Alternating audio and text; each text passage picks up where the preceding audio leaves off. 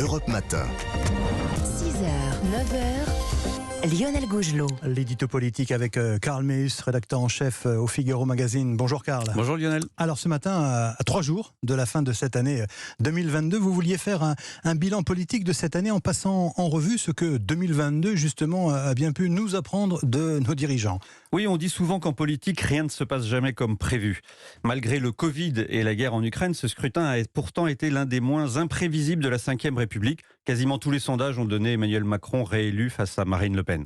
Mais ce que la présidentielle de 2022 nous a appris, c'est surtout que si le résultat a fait peu de doute, la campagne n'a pas permis de trancher les grands sujets.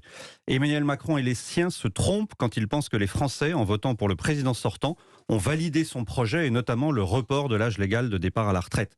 Nombre d'entre eux, en réalité, ont voté utile au premier comme au second tour pour échapper à Mélenchon ou Le Pen. Mais justement, précisément, qu'est-ce que 2022 nous a appris sur Emmanuel Macron, Karl ? Emmanuel Macron aurait voulu être le président des jours heureux, pour reprendre son expression de juin 2020 à la sortie du premier confinement.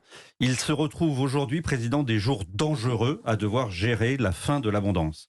C'est un paradoxe d'ailleurs de voir ce jeune président réussir l'exploit inédit sous la Ve République de se faire réélire, mais de se retrouver quasiment entravé.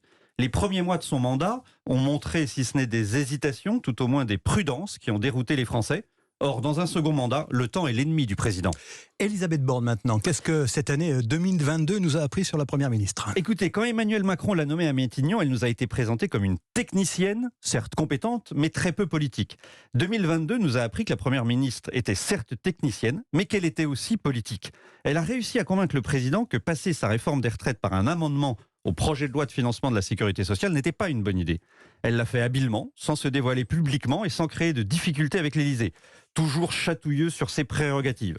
Autre exemple, en passant nombre de ses textes d'abord au Sénat, elle a pu les faire voter avec l'appui de la droite, en nouant une relation avec certains de ses élus, qui pourra lui être utile en 2023. Alors Karl, on continue de passer en revue les uns et les autres. Qu'est-ce que cette année nous a appris sur Jean-Luc Mélenchon ? Tiens. Qu'on peut objectivement être excellent en campagne présidentielle, mais rater l'après.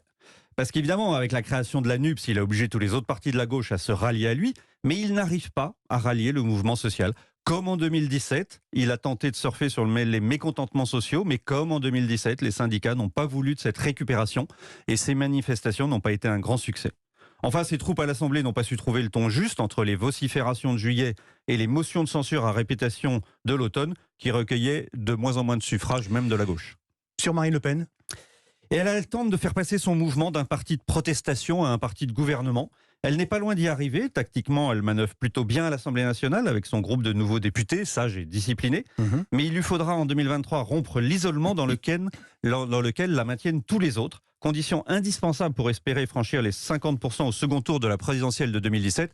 Mais à ce moment-là, les leçons de 2022 seront bien loin. C'est vrai, on aura pratiquement tout oublié. Merci Karl Meus.